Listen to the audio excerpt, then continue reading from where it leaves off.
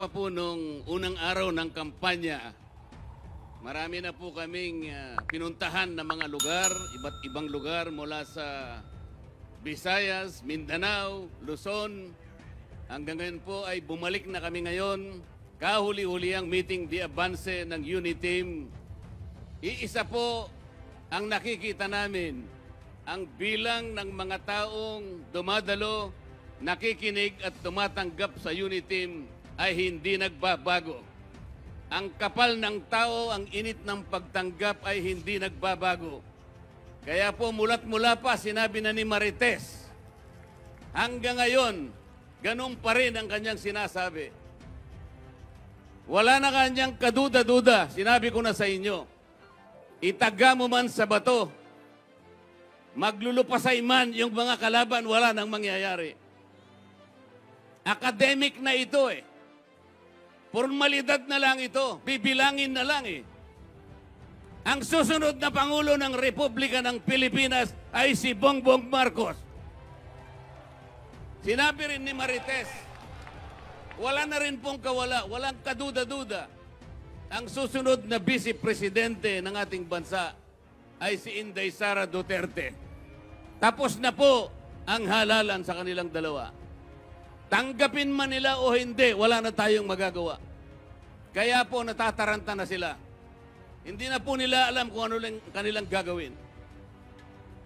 Ando na po yung hamunin nila sa debate, si Bongbong Marcos. Gusto nila lumaban pa ng debate si Bongbong Marcos. Akala mo naman, napakagaling nila sa debate. Akala mo naman mananalo sila sa debate. Ang dami pong abogado ng Uniteam.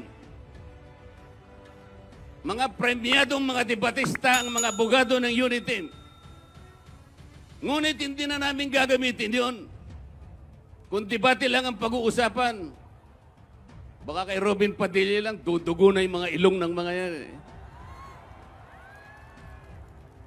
Marami po silang paraan na ginagawa. Nagsumbong po yung isang tao. Kaibigan ko yon, isang retired school teacher. Nagdaramdam. Kasi pinuntahan po siya ng grupo ng kadalagahan. Pinuntahan sa kanyang bahay.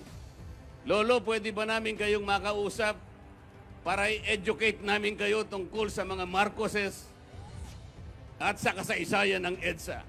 Nagdamdam po yung matanda. Sabi ko, anong sabi mo sa kanila? Hindi ko nang pinahalata na medyo nagdamdam ako sapagkat itong tanda kong ito, sabi niya, i-educate nila ako. Kaya sa tubig na ininom ko, kayang-kaya kong lunurin yung 3 dalaga na yon. Tama naman po yun eh. Anong ginawa mo? Sabi ko sa kanila, umupo kayo rito at ako ang mag-e-educate sa inyo. Ang sabi ko sa kanila ay ganito, ang EDSA ay isang kabaliwan. Ang EDSA ay isang kabalintunaan. Ang EDSA ay isang kahibangan. Isang mapanlinlang na yugto sa kasaysayan ng ating bansa. Anong nangyari? Sabi ko. Nabigla silang lahat. Binigyan ko sila ng katibayan.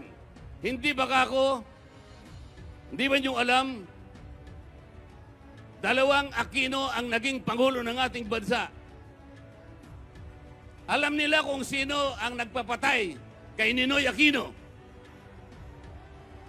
Pero hindi nila sinabi sa inyo. Hindi nila sasabihin sa inyo. Bakit? Sabi nung matanda, gusto nila ng mga dilawan na yan manatili sa kaisipan ng Pilipino na ang nagpapatay kay Ninoy Aquino ay si Presidente Marcos. Kaya ang sinabi ko, isang pandaraya, isang kabaliwan, isang kabulastugan ang EDSA na yan. Bakit hindi nila malalaman ay presidente sila ng Pilipinas? Mag-ina silang naging presidente ng Pilipinas. Bakit hindi nila sabihin kung sino ang nagpapatay sa senador? Ayaw po nilang sabihin yon. Gusto nilang manatili sa kaisipan ng mga Pilipino na ang bida ay si Ninoy Aquino at ang kontrabida ay si Ferdinand Marcos. isang alamat, isang kasuklam-suklam na katang-isip. Anong nangyari? Sabi ko sa kanya, nahimasmasan yung mga babae. Anong sinabi nila sa'yo bago sila umalis? Lo, pasensya na po. Hindi po namin alam talaga. Salamat po at kaming na-educate ninyo. Mula po ngayon, hindi na po kami kakampanya para sa kanila. Ang iboboto namin at ikakampanya ay yung BBM unit team na lang. Totoo pong nangyari ito. At sinabi ko pa sa kanila, sabi ng matanda, alam nyo ba kung bakit ganyan ang kanilang ginagawa? Para lasunin ang kaisipan ng mamamayang Pilipino. Para tayo magkawatak-watak. Para tayo magkahati-hati, mag-away-away. Sapagkat alam nila, kapag nag-aaway-away, naghahati-hati tayo, hindi uunlad ang Pilipinas. Yun ang kanilang gusto. Hindi yun ang patakaran ng unit team. Sabi pa ng matanda, mabuti na lang naisara ang ABS-CBN. Sapagkat yan ang tagapagtaguyod ng alamat ng Yellow Ribbon. Alam po ninyo mga kababayan, ako po'y humarap sa inyo. Kahit ako'y nag-withdraw na sa aking kandidatura. Sapagkat sinasabi nila, may lamat na raw ang unit team. Nabasag na raw ang unit team sapagkat ako'y nag-withdraw. Hindi po! Kahit ako'y nag-withdraw, nananatili po at tuloy-tuloy ang suporta ko sa unit team. Hanggang sa katapusan ng daigdig. Hanggang mailuklok natin si Bongbong Marcos at si Sara Duterte. Bakit po? Bakit po? Sapagkat ang unit team lamang po ang nagsasabi na itutuloy nila ang magandang programa ng Pangulong Duterte. Yung mga kalaban, hindi po nila sinasabi. Suklam na suklam sila sa administrasyon ni Pangulong Duterte. Samantalang makikita naman ninyo ang magagandang programang ginawa ng ating Pangulo. Pangalawa, ang unit team lamang po ang nagtataguyod ng layunin, ng mithiin at ng kilusan ng pagkakaisa. Napaka-importante po ng pagkakaisa, lalong-lalo na sa panahon natin. Inilugmok po ng pandemya ang ating ekonomiya. Naharap po ang ating bansa sa isang napakahirap na pagsubok.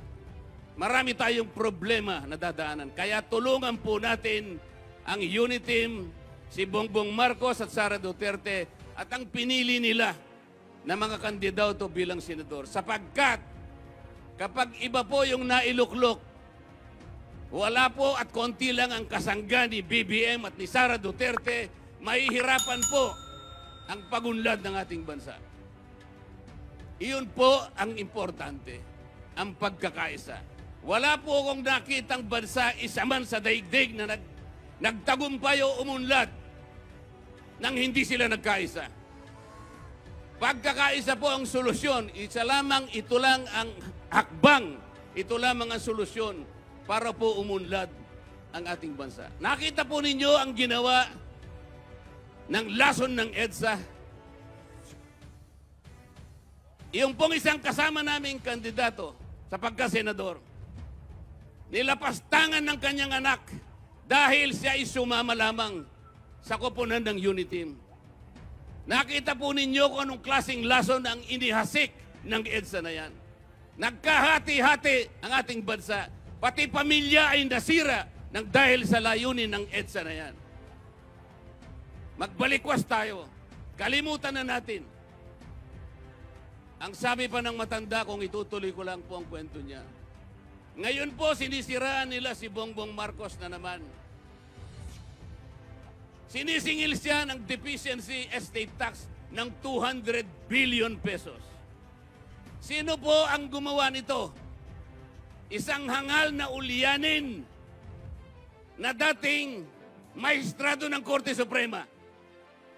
Alam naman niya ng estate tax na inisyu ng BIR in 1991 is only 23 billion. Pero hindi po nila sinasabi sa inyo na halagang yan ay halos nabayaran na po ng estate o ari-arian ng dating Pangulong Marcos. Sapagkat ang mga properties po niya ay sinubject sa tinatawag na summary remedy ng levy of properties. Ito po ay nangyari noong 1993. Saan po kinuha ng hangal na maestrado ng Korte Suprema na yan yung 200 billion? Isang kathang-isip. Ganito po ang ginagawa nila. Pero hindi po nila sinabi, isang taon pagkatapos ng EDSA, 13 magsasaka ang namatay sa Mindiola sa panahon ni Cory Aquino. Hanggang ngayon ay hindi po nila pinapaliwanag. Wala pa pong kasaraduhan ang mga kaso na yan. 18 taon pagkatapos ng EDSA. 7 magsasaka ang pinatay na naman sa Hacienda Luisita. Ito ang pag-aari ni Cory Aquino. Bakit po nagkaroon ng patayan?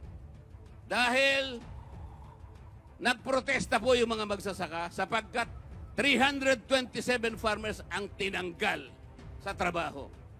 Noong panahon na yon, ang minimum wage ay 194 pesos lang.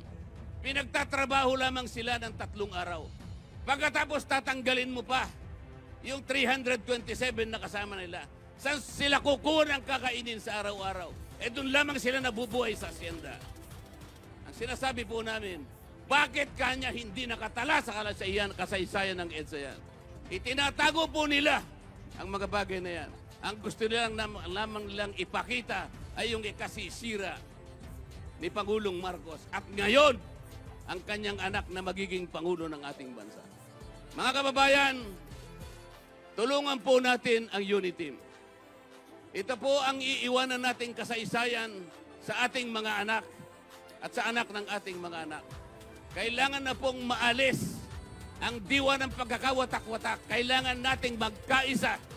Gawin natin po ito alang-alang po sa ikauunlad at sa pag-asang darating pa sa ating bayan. Maraming salamat po sa inyong lahat.